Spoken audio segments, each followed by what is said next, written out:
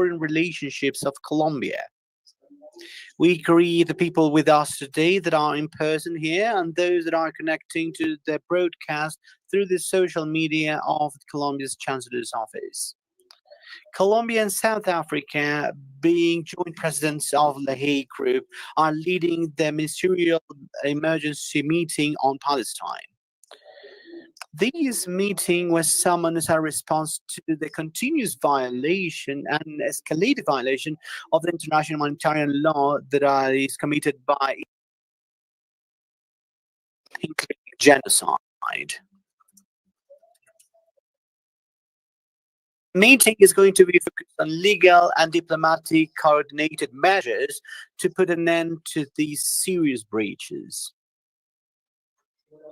With the participation of member countries, founding members as non-founding members of the Hague Group, the emergency meeting is going to be focused on the duties of the states as it was determined in the consultative opinion of the International Justice Court of July 2024. In order to put an end to all the actions that contribute to keeping the illegal situation created by Israel in the Palestine territory that has been occupied, and keeping the full making of the rights of the Palestinian people to self-determination. At the end of this meeting, we will talk about some concrete measures to enforce the international law through coordinated action to it ends with aiming to end the genocide, and we're having a proper accountability. To start with this meeting, next we have the Ministry of Foreign Relationships of Colombia, Rosa Yolanda Villavicencio.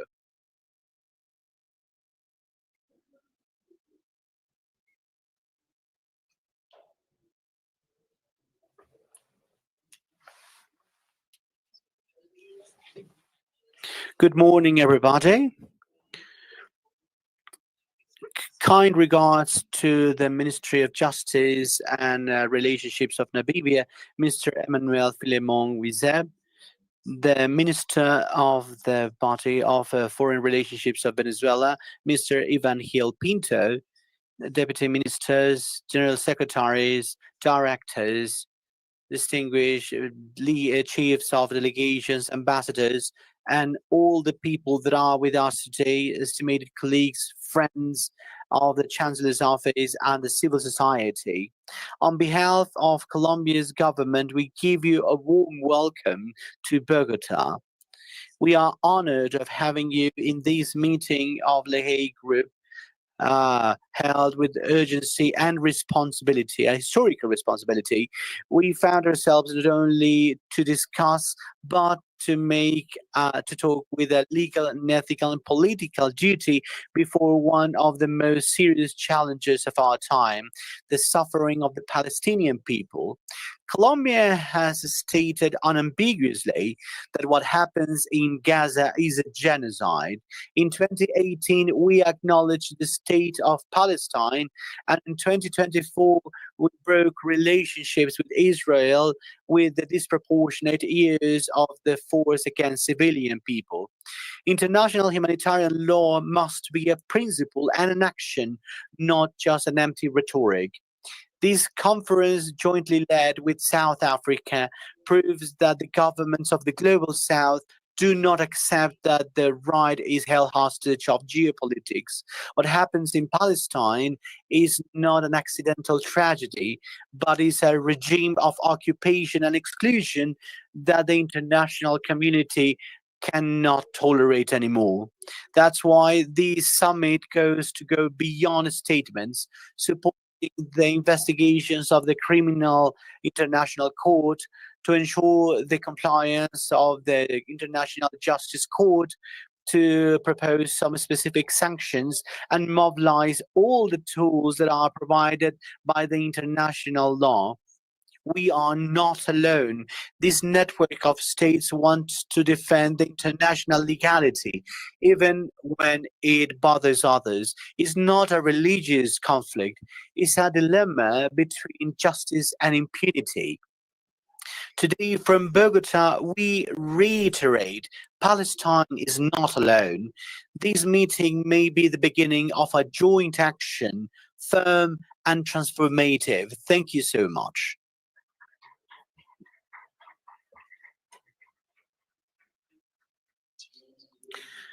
Lady Chancellor, thank you so much. Now I'm going to give the floor to the General Secretary of the Department of International Relationships and Cooperation of South Africa, Mr. Saint Dango. Thank you very much. Minister Villa Vicencio, former President Samper, Minister Riyad Mansour, and I also need to acknowledge the special rapporteurs amongst us, Francesca Albanese and Talang Mufokeng. Also need to acknowledge Basha Gandikota Nelutla from Progressive International, but also all the ministers, deputy ministers, and senior officials, ambassadors, excellencies. Thank you for joining us here today. I'd like to thank the government of Colombia for convening this meeting under the auspices of the Hague Group. The Hague Group was formed in January this year with a view to hold all states accountable for breaches of international law and to protect the integrity of the international legal regime. This meeting takes place 1 year after the General Assembly passed a resolution that affirmed the advisory opinion that found that Israel's presence in the occupied Palestinian territories is unlawful. The advisory opinion was requested by the General Assembly, by member states, because member states were firmly of the view that we had a collective responsibility to hold each other to account and to ensure that legal decisions and resolutions of the UN and of the UN's Apex Court are respected and implemented. The resolution that the ICJ's advisory opinion was supported by overwhelming number of member states of the UN. Only few voted against that resolution. As the humanitarian situation in Gaza continues to deteriorate, we are witnessing continued and urgent calls from the UN member states and the international community for a ceasefire in Gaza. This meeting is another urgent call for the genocide to end and for the international community to act collectively. But despite these calls, the impunity continues unabated. Israel continues with its violence against Palestinians. We see forced evacuations. We see targeted attacks on schools, on medical facilities being the order of the day. It is an unprecedented humanitarian catastrophe, exacerbated by further denials of safe access to and the delivery of desperately needed aid. And we see this unfolding on a day-to-day basis before our eyes. This meeting, the establishment of the Hague Group in January, and the recent meeting of what is now referred to as the Madrid Group also seek the same outcome. We seek to stop the bloodshed, we want an immediate ceasefire, and we want negotiations towards a just peace. A just peace requires justice, and this does require that international law must be respected. The international community cannot proclaim the importance of international law, including that of the UN Charter, applies in some situations and not in others. We should not pick and choose which binding orders of the International Court of Justice to abide by and which to set aside or to simply ignore. That has been a constant refrain from the Global South, that we all need to be held equally accountable. Enabling Israel to simply ignore decisions of the apex courts of the United Nations with no consequence is negatively impact the integrity of the international community, the international law, and international norms. It is impacting negatively on international humanitarian law and the organizations that are tasked with their administration. Israel's continued disregards for the rulings of the ICJ, undermining binding resolutions of the UN Security Council, is harming the capacity of all of the global institutions to govern in a way that will end impunity.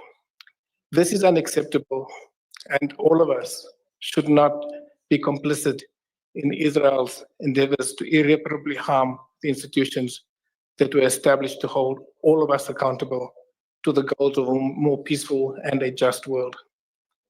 Israel's unlawful actions are enabled when we seek, and I say we, I mean states, member states with the power to stop it, often seek to rationalize their actions. The crime of genocide, war crimes, crimes against humanity, and the crime of apartheid are not complex. They are simply unlawful. The advisory opinion, and I'm going to keep coming back to that because the measures that emerge from the advisory opinion will be subject for discussions over the next 2 days. But that advisory opinion provided the basis for the 2024 resolution that reminded us that we are legally obligated not to condone internationally wrongful acts of the government of Israel. It is time to end the institutional impunity that Israel has enjoyed for over 5 decades. The carnage we see in Palestine today is testament to the folly of Israel's grand exceptionalism from accountability to international law and norms. In affirming the ICJ opinion, the members of the UN called on the international community to halt the transfer of weapons, parts, and ammunition to parties to the conflict, as these are at risk of being used to commit violations of international humanitarian law and the unconditional transfer and sale of weapons. We also called for a blockage and a stop to the sale and transfer of parts and ammunition by all governments, when there's a clear risk of use in harming civilians and violating international law. And we've seen how this has enabled the violence and the genocide that continues unabated. The ICJ opinion concluded that all states, all of us, have an obligation not to recognize as legal the situation arising from the unlawful presence of Israel in the occupied Palestinian territories, and not to render aid or assistance in maintaining the situation created by Israel's illegal presence in the occupied Palestinian territories. That same opinion also concluded that there's a serious risk of genocide against the Palestinians in Gaza. As responsible member states of the UN, it is our duty to ensure that the bloodshed and genocide is stopped, and it has to be stopped now, as we do not have the luxury of time. This is not a genocide after the fact, it is happening as we speak. The government of Israel must immediately halt the forced displacement of civilians in Gaza, which is causing untold suffering and trauma. The government of Israel, as the occupying power, must uphold its obligations under international law, protect and uphold the rights of Palestinians, refrain from excessive and lethal use of force, and guarantee unimpeded access to humanitarian assistance, including healthcare and other essential services in all of Palestine. This is what the Hague Group seeks to advance. This is what we discussed in January. But in order to do this, we require cross-regional collaboration. And this is part of the discussions we are hoping to have over the next 2 days.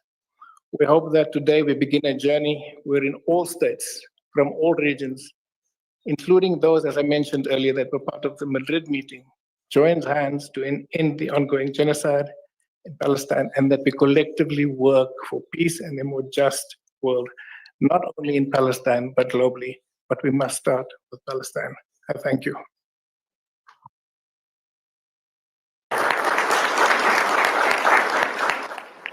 Gracias, señor secretario. Thank you, General Secretary. Now we invite to take the floor to the Minister of the State of Palestine, Riyad Mansour.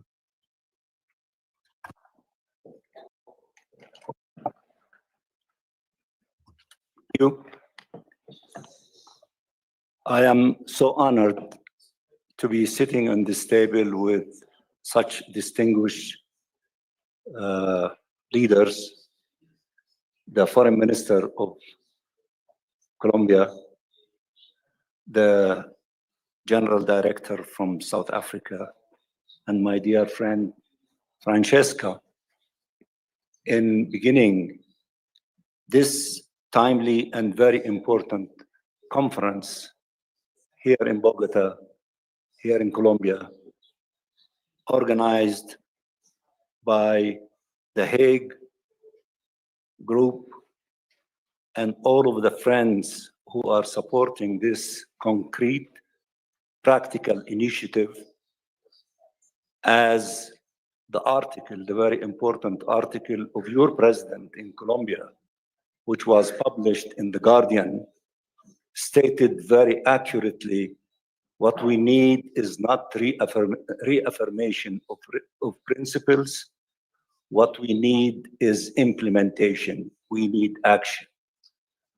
This conference, the Madrid conference, and others that will follow, are ushering the beginning of a new atmosphere or a new stage in the struggle of the Palestinian people by implementing international law and the will of the international community reflected in the historic advisory opinion of the ICJ and the resolutions of the Security Council and in the General Assembly. Excellencies, ladies and gentlemen, friends, I am honored to represent Palestine, State of Palestine, at this historic meeting in Bogotá. Allow me to begin by expressing our sincere appreciation to Colombia for hosting this meeting and lending its active and principled support to the Hague Group and to all the countries and organizations represented today at different levels of representations. We know full well that demanding accountability for crimes in the current political climate could be a perilous endeavor, as we have seen with the sanctioning of UN experts and officers of the ICC. Our meeting today is a rare demonstration of political courage at a time when world politics is marred in duplicity of principles in action in the face of cataclysmic violence and complicity in genocide. You are the brave vanguard who are opening the door for action. You will be followed by others, and history taught us the beginning of historic changes would require a group of brave ones to open the door so that others to follow them. You are the brave ones here in this meeting that you are opening this door of action. Instead of outrage at the crimes we all know are taking place, we find those who excuse, defend, normalize, cover, and even celebrate them. The core values we believe humanity agreed were universal are shattered, blown to pieces, like the tens of thousands of starved, murdered, and injured civilians in Palestine, the 200,000 plus of them in the Gaza Strip alone. As we meet today, 2 million Palestinians in Gaza, half of them children, are deliberately starved of food and water, bombed, denied medicine, and forcibly displaced. But there is no shortage of weapons flowing in to maintain the slaughter, no shortage of companies making hundreds of millions of dollars in profit from the genocide and devastation. It's an upside down order that degrades our common humanity and invalidates the international system of laws and values that humanity has cultivated and developed over the past 80 years.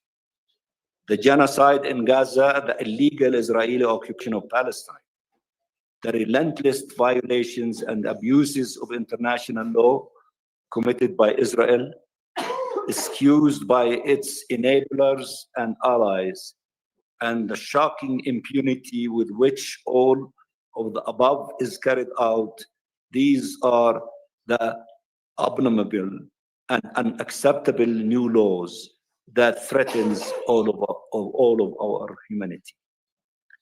Laws that motivated the founding of the Hague Group, the realization that this criminality and impunity threaten humanity, not just the Palestinian people, and the determined will to achieve justice and accountability, because they are the only effective countermeasures to this inhumanity.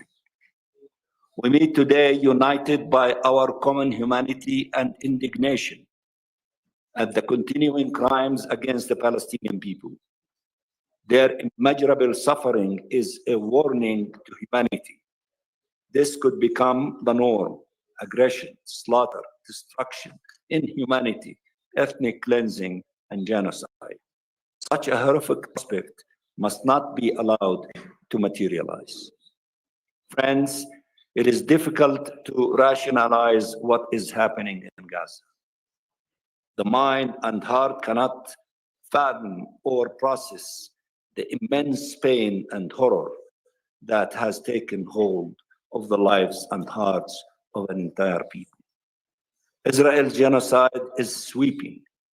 It is devastating every aspect of life today and every chance at life in the future. Our meeting today and our collective efforts are an inspiring and empowering ray of hope in this dark hour.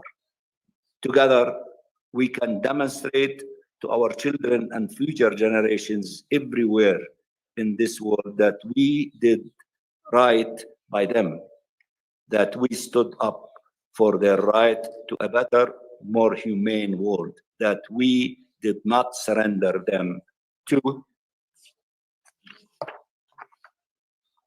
brutality, expansionism, and perpetual injustice. We must re-establish accountability as a cornerstone of justice and peace. We must re-establish the absolute truth that normalizing impunity and foregoing crimes are not conducive to peace. They are a recipe for a downward spiral for humanity. We must not fall, not just for Palestine's sake, but for humanity's sake. But accountability alone is not enough for justice to prevail in Palestine. We must deconstruct the regime of illegal colonial occupation and apartheid to ensure that the current horrifying crimes do not repeat. The best and most assured way to protect the Palestinian people from more crimes is their freedom and dignity in their own homeland. Israel must not be allowed to actively and practically take over the occupied territory of Palestine and ethnically cleanse the Palestinian people, with some states debate whether or not to recognize Palestine. All those who have not recognized Palestine should take that step. And we have 149 countries that have recognized Palestine. There are others in the pipe, and they should do it as soon as possible, including big and important countries in Europe, in Asia, and in North America. And here I'm referring to Canada.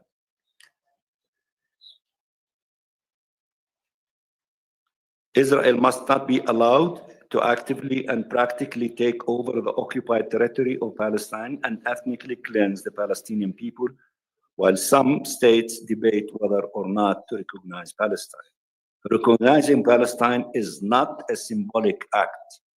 It is a concrete act of defense against erasure and an unequivocal rejection of colonial expansionism.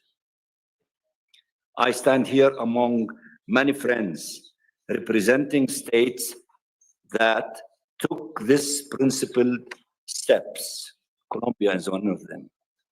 Understanding its significance and importantly, matching this recognition with actions to curb illegal Israeli acts, including stopping the sales of arms and banning the trade in stolen goods from illegal settlements. At the end of this month, the International Conference to Defend the Two-State Formula will finally convene in New York. And you are the brave one that you started with the call for action before the convening of that conference on the 28th of this month, the resumption of this conference. This conference and what we are doing here as the Hague Group emanated from the historic advisory opinion from the ICJ when the ICJ said, among other things, that what Israel is doing for breaching the rights of the Palestinian people, denying them, violating the law, annexing the land, having illegal settlements, denying us the right to self-determination, imposing a system of discrimination amounting to apartheid, and waging an genocide war in the Gaza Strip. That system is illegal and it has to be terminated as soon as possible. The General Assembly, which posed the question to the ICJ, decided, legislated, that this illegal occupation has to be terminated in 1 year. And it asked, on the basis of the request from the ICJ, to have modalities in order to implement this historic advisory opinion, to convene an international conference, a conference action-oriented. For those of you who were privileged to see the concept paper circulated for that conference, action-oriented conference. As the Hague Group is asking for action-oriented conference, especially in the legal field, and as the Madrid Group is asking for action-oriented. All these efforts are going to converge together and to continue working in parallel, but complementing each other to succeed in breaking the backbone of this illegal occupation and ending it and allowing the Palestinian people to have freedom and dignity and independence in their homeland.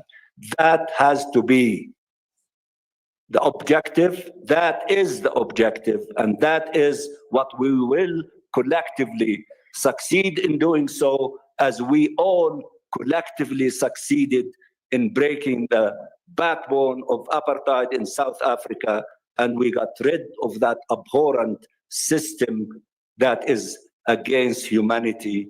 We have to do the same thing with regard to the Palestinian people. This is only the beginning. It is not the end. All these efforts is just only the beginning. Then we will assess and evaluate and structure of how to continue to implement the historic advisory opinion of the ICJ for putting an end to this illegal occupation and allowing the Palestinian people to enjoy freedom and independence in their own independent state of Palestine, and therefore that would fulfill the global consensus on the so-called two-state solution. It will not be an exercise in theoretical or theatrical politics. That's the international conference. The conference will take concrete steps towards accountability and recognition, because rhetorical commitment to human rights and the right of the Palestinian people to self-determination are a distraction we cannot afford.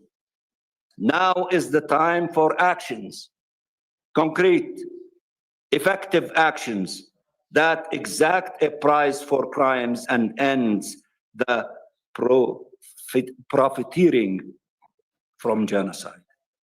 Accountability under occupation will not deliver justice or peace. A free Palestine will liberate humanity from the burden, shame, and devastating consequences of a cruel, illegal colonial occupation that entrenches through brutality and crimes. Accountability and liberation will also, hopefully, give our occupier a chance to reflect on the banality of cruelty and endemic racism normalized in the services of colonization and genocide.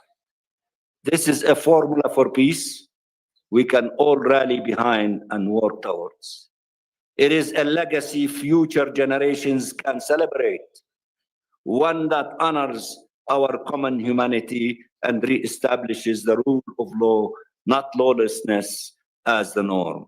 And I can assure you, as the Palestinian people paid and paying the ultimate sacrifice, will not be abandoned by all of you, will not be abandoned by humanity, will not be abandoned for all those who uphold so high international law and humanity, and will defeat this genocide, will have a ceasefire, will allow our people to receive the humanitarian assistance to scale, will defeat the crime against humanity of displacement, and give our people and the 1 million children in Gaza and all children in Palestine hope of a future not filled with war and destructions and denying them of their childhood, but a future filled with promises of hope, independence, and dignity. And we are determined to reach that with your help and with your efforts. And I thank you so much.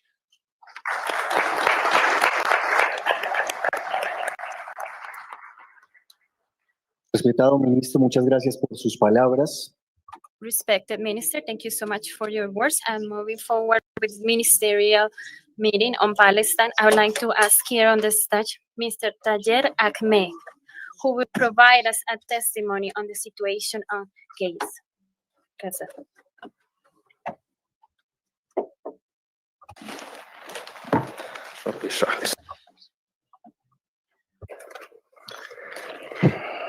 Thank you for the opportunity to speak at this very important event. I'm a Palestinian American ER doctor who has had the privilege of volunteering and working in Gaza since 2008, and most recently last year, as well as in Lebanon. I was there in 2024 at Nasser Hospital in Khan Yunis and Al-Aqsa Hospital in Deir al-Balah. I have no intention of standing up here today and summarizing the statistics and the numbers that all of you are very familiar with. And I know that those numbers and statistics are an undercount and do not even begin to tell the story of what is happening in Gaza. There is so much to say. So much of what's happening is horrifying, agonizing, and truly unbearable. But my time is limited, and my words cannot express the totality of the devastation and the suffering. My hope is that I can convey to you a portion of the reality on the ground, the way life itself has come under attack, the degree to which the ability to survive in Gaza has been hindered and obstructed. I hope that it will prompt us to think more deeply about the implications and consequences of what's transpiring in Gaza in human terms. Because for as long as I have been alive as a Palestinian, the terms used to describe us as a people have always been dehumanizing and degrading. Let us first understand what is meant when we say starvation and water is being used as a weapon of war. Imagine if your child was one of the 10 children that was killed queuing for water in Deir al-Balah a few days ago. Would you accept the excuse that it was a technical error? Would you allow the world to move on without acknowledging the injustice that was inflicted on your child?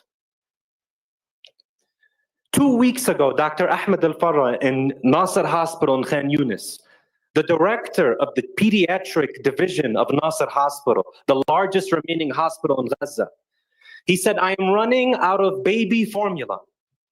I am beginning to ration baby formula.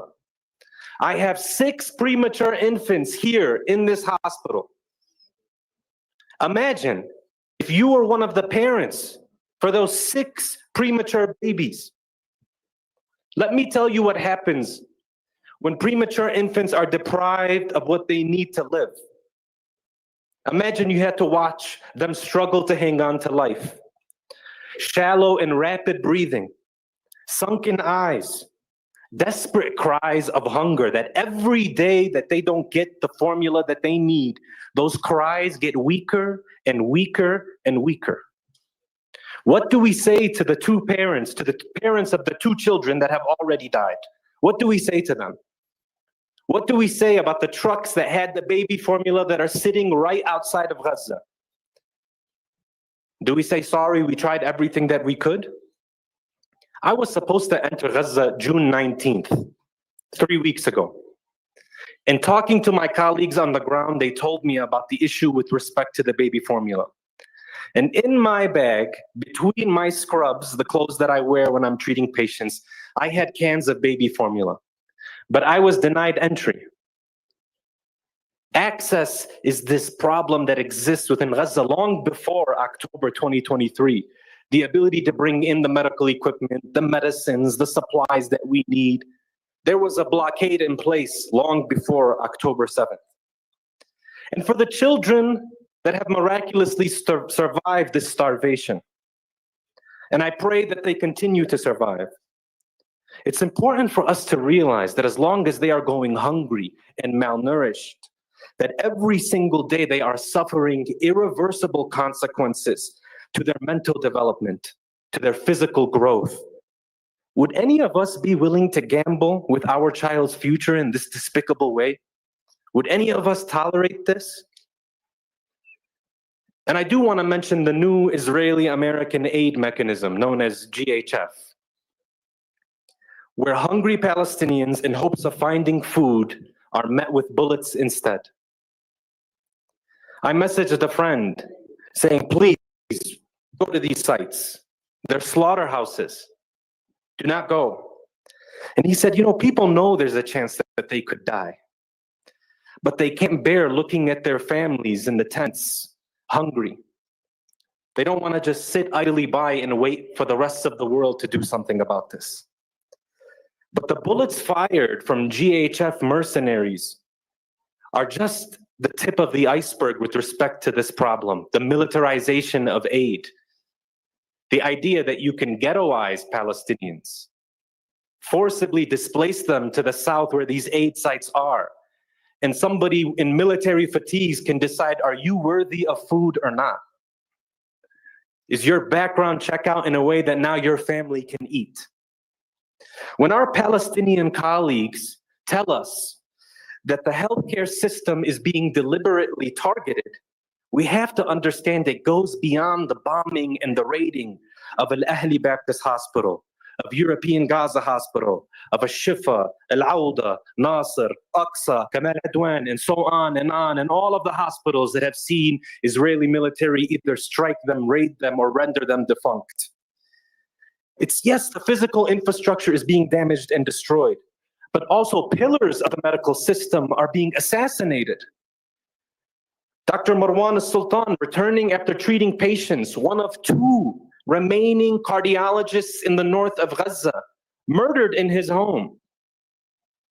Dr. Ahmed Qandil, an experienced surgeon, would train all of the young surgeons who would serve the people of Gaza, assassinated and murdered. This was just in the last week. And yesterday, as I thought about how I would address this congregation, I realized that I had already forgotten some of the names of my colleagues who had been killed in the last 21 months. And I say that ashamed of myself. But that's how many healthcare workers have perished in the last 21 months at the hands of the Israeli military. One of those was Thabat Salim, a very young physician working in central Gaza who was taking care of the newborn babies in the newborn nursery. Thabat being killed is not just a personnel problem where you don't have somebody the next day to show up to the hospital. Thabat being killed means that tens and hundreds of babies will not get the care that they need to have the best chance at life. And then there are the doctors and nurses that are being abducted and held without charge. Some losing their life after being tortured to death. Dr. Adnan al-Bush is the perfect example of that. A famous surgeon in Gaza, orthopedic surgeon. Everybody knew who Dr. Adnan was. And his body was found in Ofar prison, naked after being beaten to death. No charge, no trial. Currently, Dr. Hussam Abu Safiya, a pediatrician in the north of Gaza, is being held without detention. I spoke to his family yesterday as well as his lawyer. His lawyer told me his condition has deteriorated significantly and that he's still wearing the winter clothes that he was abducted in back in December of 2024, and that he had lost weight and was not getting any medications, and he was being denied access to a doctor. Dr. Hussam should be in the hospital right now taking care of patients.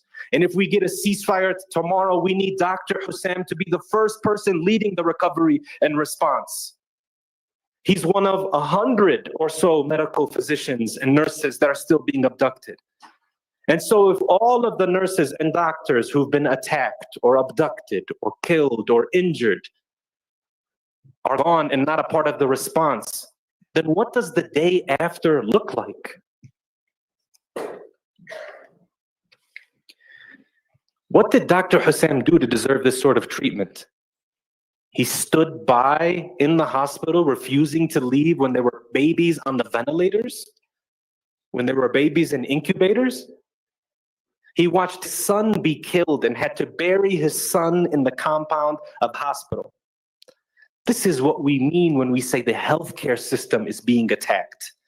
360 degrees. Medicine supplies are stuck on the outside of Gaza. The infrastructure is collapsing. Fuel is being denied so that the lights cannot be turned on in the middle of surgery. The surgeons and the pediatricians are being killed, attacked, or abducted. And the people who need these services are continued to be displaced and herded like sheep. Go to this area. This area is under evacuation. Go to that area. Take your entire family and hope you can find a place in the sand near the sea. I myself also saw first responders and paramedics be attacked. I treated first responders who were victims of what is known as a double tap. When a home is struck and then there is a response to help save any of the survivors, there is a second follow-up missile. They're prevented from doing their jobs of just rescuing or retrieving people. Ahmed and Yusuf, two paramedics who were dispatched to go and save Hind Rajab, the 6-year-old who was bleeding to death in the car, who was begging, saying, please, I'm scared, someone come and get me. Ahmed and Yusuf hopped in their ambulance, they got the permissions that were needed, they got the clearances, and when they were less than 100 meters away from Hind, a missile hit their car, killing both of them. And Hind's voice began to fade away as she was speaking to the operator from the Palestinian Red Crescent. One of her last things that she said when the operator asked, Hind, why aren't you talking as much? She said, every time I speak, blood comes out of my mouth. And I don't want to get my clothes dirty. My mom doesn't want me to get my clothes dirty. Yesterday evening, the Arafat family in Jabalia sent a distress call to the world beneath the rubble of their home that had been destroyed. They said, we are still here, we're still alive. Please, someone come and save us. And the first responders, the civil defense, said that they are actively being prevented from reaching them and saving them. What are they supposed to do beneath this rubble, knowing that no one will come and save them? Their last moments, suffocating to death, starving to death. How will we be able to look at ourselves in the mirror? And whether it's polio, or this week meningitis, or last year the lack of antibiotics or anesthetics, it seems every week there's a new emergency that we have to focus on, that we need to do something about. And so to me, if there is a ceasefire, and I hope that there is a ceasefire in the next couple of days, we have to understand that even if the suffocating siege is partially lifted, that the bureaucratic hurdles of figuring out what is and what isn't on a dual use list will remain in place unless we change the way we are able to function in Gaza, unless we change the way that we are able to support the Palestinians on the ground in Gaza. And I want to conclude with just a few cases that I was involved in that really capture the essence of life being under attack in Gaza. Yusuf was a 5-year-old boy who was in his home in Khan Yunis, asking his mom, Rawan, what they were going to be having for dinner. And in a sudden instant, their home had been hit by a missile. The building collapsed. The missile came through the 4th floor where Yusuf's uncle lived,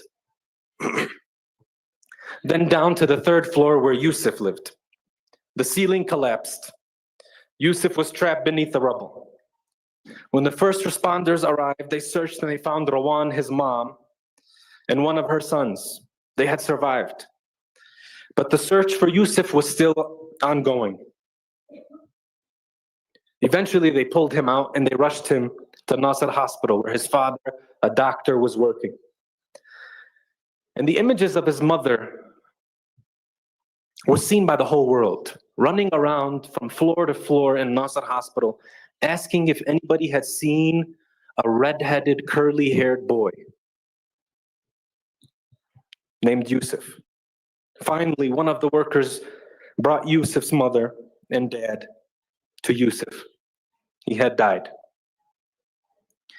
His father stood composed, he closed his eyes, and he consoled his wife and his son, who collapsed in grief. His younger brother was clinging to his father, even hitting him. I want Yusuf. I want to see him. He had never spent a day without his brother. And Rawan never saw Yusuf's body. They wanted her to remember him as the curly-haired red boy and not to see what had happened.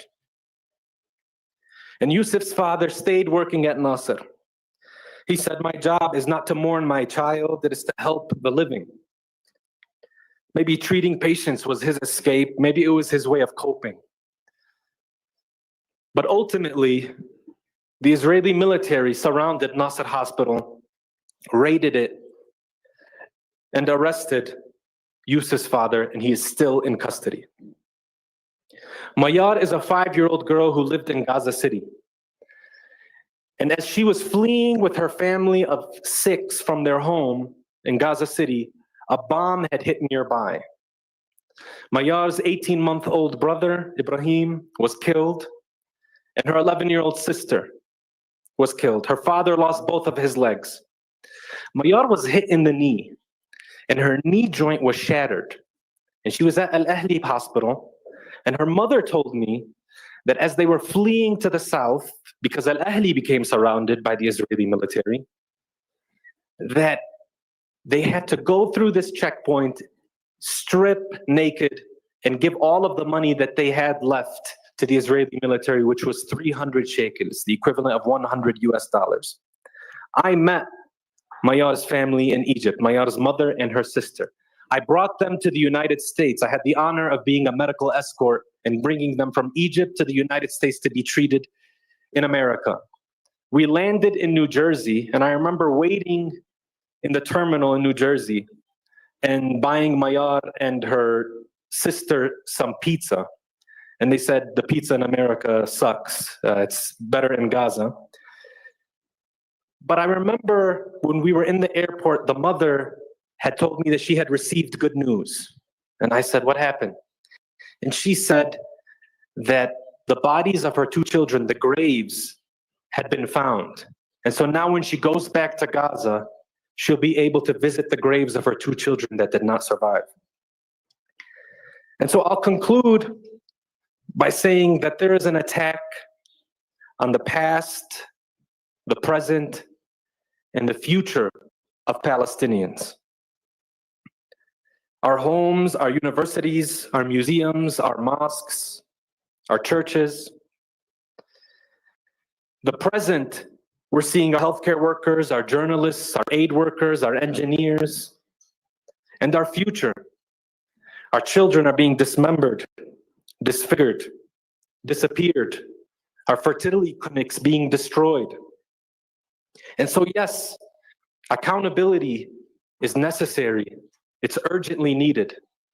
But also support and solidarity for Palestinian institutions. Making sure that Palestinian institutions survive this, that they continue to move forward. That's what's required of all of us as well.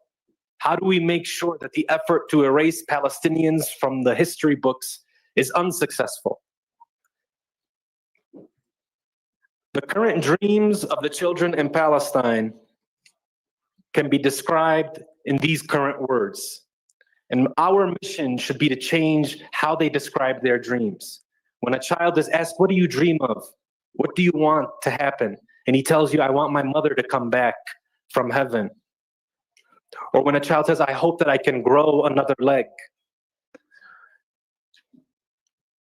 How do we make sure that they have a chance at life? How do we make sure that those dreams become dreams of prosperity and success in future? And so I thank everybody's efforts here today. And I communicate that message from all of the healthcare workers in Gaza and all of the friends and families who I've been able to communicate with. And I hope that the message of urgency is translated into action. And I hope that our statements can be followed by concrete steps and approaches.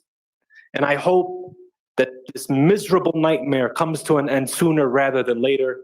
But to echo what was said earlier, that is when the work starts. That is when we have to put forward the new plan and the new world for the future generations. We cannot allow a precedent to be established. Today it is Palestinians and Palestine, but tomorrow it is all of us. Thank you.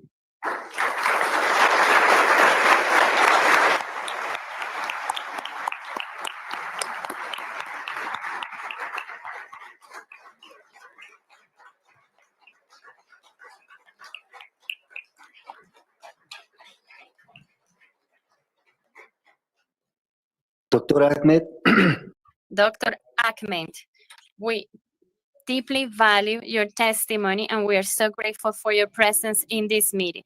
From this moment onwards, we will listen to the report, the Special Rapporteur, UN Rapporteur Francesca Albanese.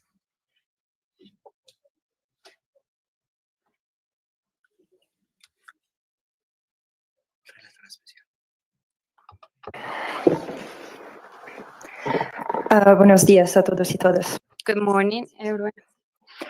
I express my appreciation to the government of Colombia and South Africa for convening this group and to all members of the Hague Group, its founding members, first and foremost, for their principled stance, and the others who are joining. May you keep growing and show the strength and effectiveness of your concrete actions. I would like to also thank the Secretariat for its tireless work, and last but not least, the Palestinian experts, individuals and organizations who traveled to Bogotá from occupied Palestine, from historical Palestine, otherwise known as Israel, and other places of the diaspora or the exile, to accompany this process after providing the Hague Group with outstanding evidence-based briefings. And of course, thanks to all of you who are here today. It is absolutely important to be here in a moment that might prove historical indeed. There is hope that these 2 days will move all present to work together to concrete measures to end the genocide in Gaza and hopefully end the erasure of Palestinians in the little that remains of Palestine. Because this is the testing ground for a system where freedom, rights, and justice are made real for all. This hope that people like me hold tight is a discipline we all should have. I have to say that it's not easy to speak after you, Dr. Ahmed, all the more because right now, as a European, I feel a retching sorrow inside me. Because as you were speaking and recounting what, unfortunately, I've had to see happen day by day over 648 days, the European Union decided not to suspend the ties with Israel. The occupied Palestinian territory today is a hellscape.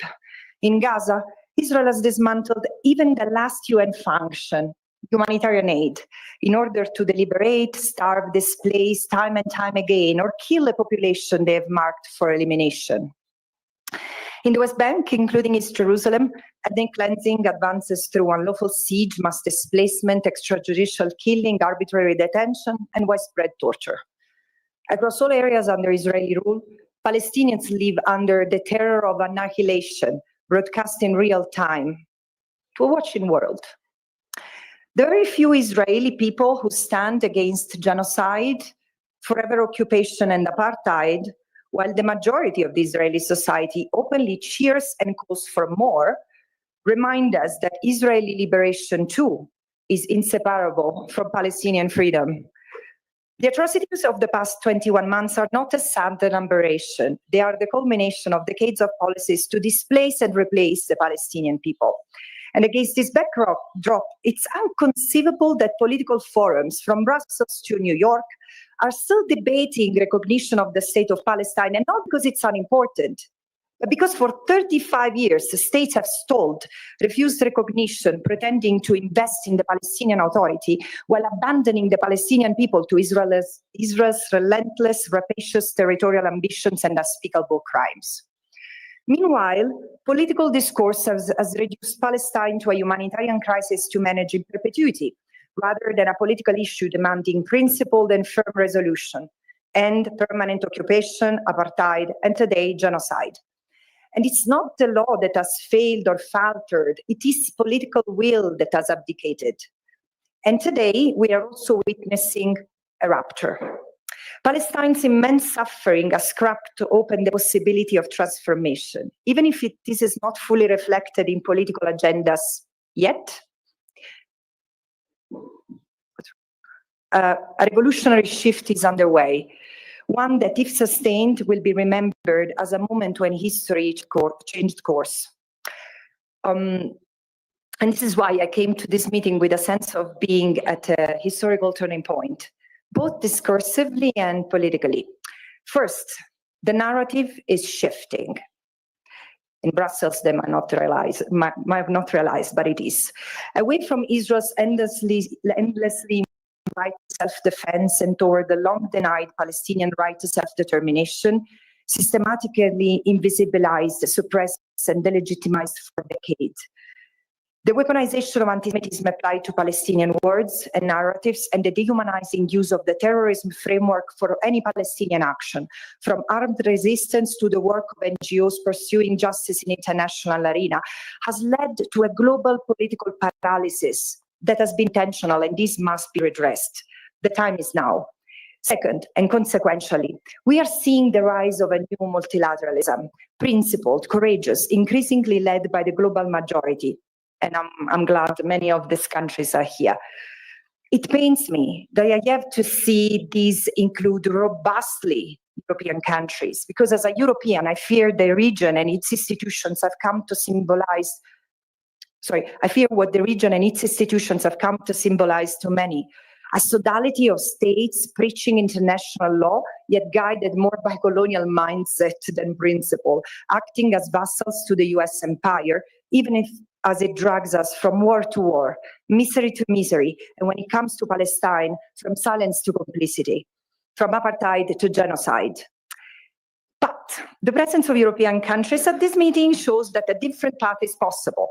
To them, I say, the Hague Group has the potential to signal not just a coalition, but a new moral center in world politics. Please engage more, stand with them more robustly. Millions are watching, hoping for leadership that can birth a new global order rooted in justice, humanity, and collective liberation. It's not just about Palestine. This is about all of us.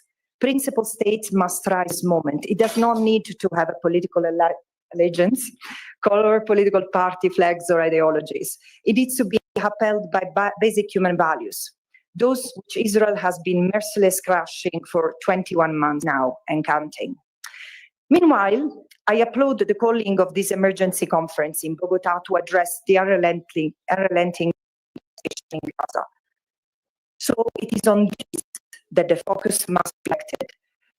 Measures adopted were symbolically powerful. It was the signal of the discursive and political shift I'm talking about, but they are the absolute minimum. And I implore you to expand your commitment and to turn that commitment into real concrete actions, legislatively, judicially, in each of your jurisdictions, and to consider first and foremost what must we do to stop the genocidal onslaught.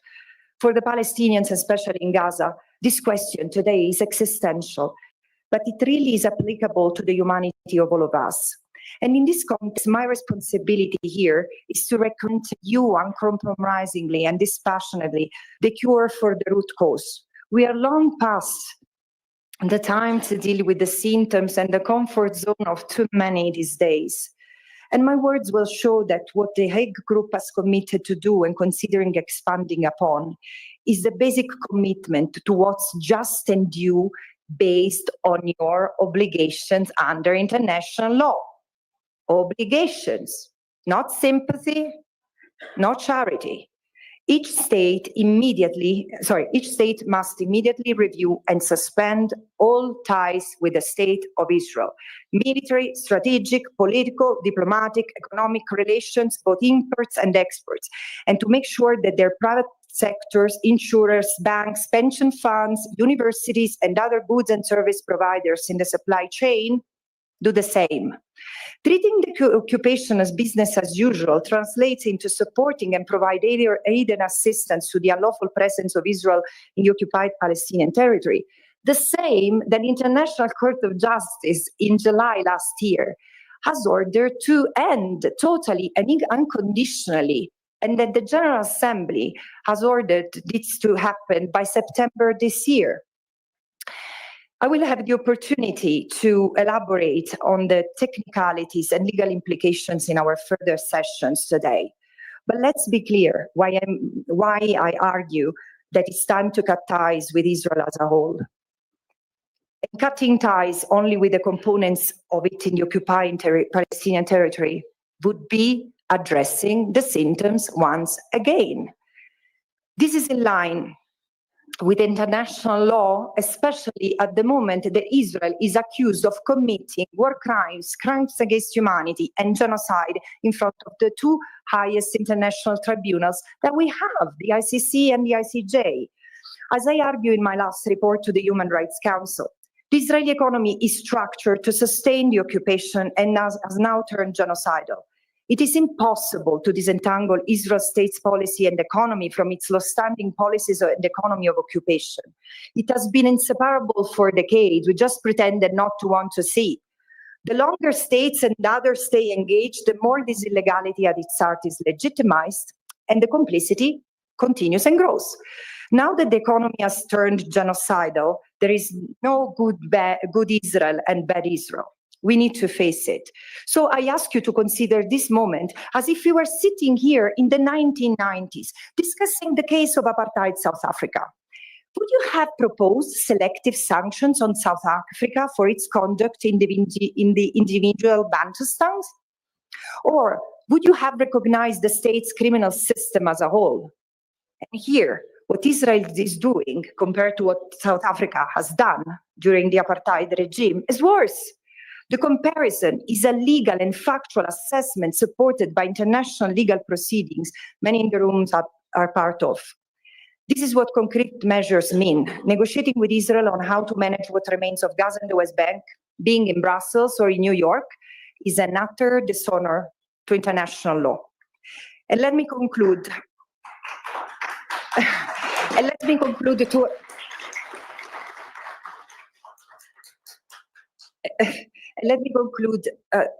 With a word to the Palestinians and those from all corners of the world standing by them.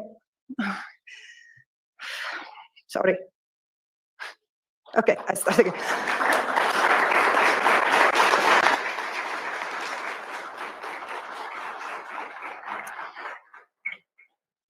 With age, I'm becoming emotional.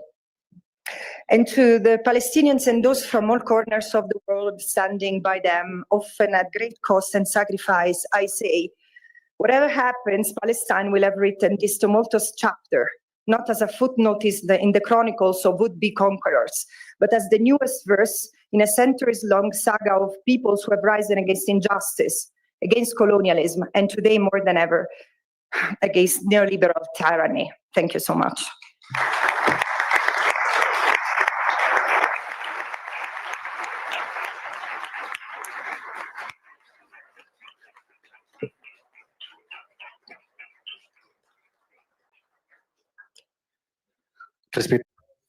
Esteemed Rapporteur, thank you so much for your contribution. And now we're going to listen to Baja Kandikotak Melukla, Executive Secretariat of the Hague Group.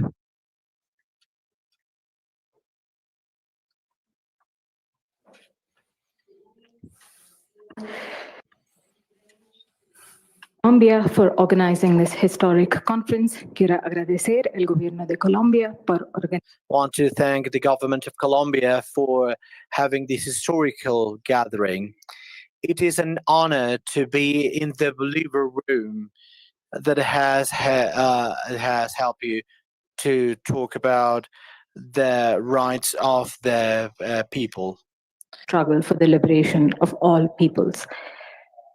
About a year ago, when many of us walked out of the Peace Palace in The Hague, there was a press conference conducted by Benjamin Netanyahu, who had just one thing to say: nobody can stop us, not even The Hague. It is a tragedy that as we gather here today on day 647 of the genocide, his words turned out to be true. And that is why we're gathered here in Bogotá, with 31 states in attendance, to end Israel's impunity, to cut the cords of complicity, and to defend humanity. Our task is not to create new laws, as has been said over and over and over again, and repeated on this panel today. We're not writing new law. We're not interpreting the existing laws. The law is already clear. The ICJ has spoken. The UN General Assembly has voted on third-party states' obligations. The United Nations has declared Gaza the hungriest place on earth. And hundreds of Palestinian civil society organizations, many of them present here today from Ramallah, have issued a unified call to action with concrete demands grounded in Palestinians' inalienable right to self-determination. It's not legal clarity that is lacking, but only courage. Courage is what's lacking to stand with international law and those that it seeks to protect. So over the next 24 hours, that is what states will be deliberating. What measures are we courageous enough to implement today, grounded in international law, which are not optional, which are not radical, and which are not novel? They're simply legally binding obligations under the Genocide Convention, under the International Court of Justice, under the International Criminal Court, and the United Nations Charter. I should say here that we know that standing with Palestine is a dangerous thing to do, not just for civil society outside in the streets, but for states as well. And we believe in the Hague Group, in the Madrid Group, in every collective state action initiative, that the only antidote to unilateral punishment from powerful nations that seek to provide cover for Israel's illegal actions is a collective response. The only antidote to unilateral punishment is collective state action. There are moments in history that I believe mark a before and after in their wake. And I believe that today's meeting and this conference in Bogotá is one such moment. So as the Executive Secretary of the Hague Group, it's my greatest honor to welcome the 31 states that are present here today, whose flags you see behind me.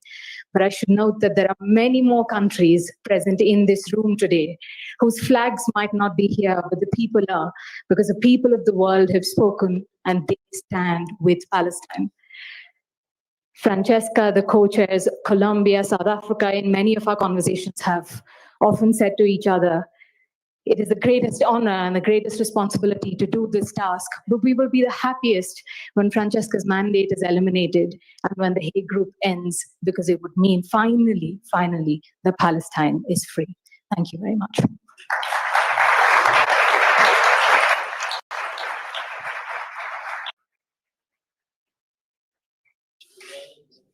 Thank you, Secretary.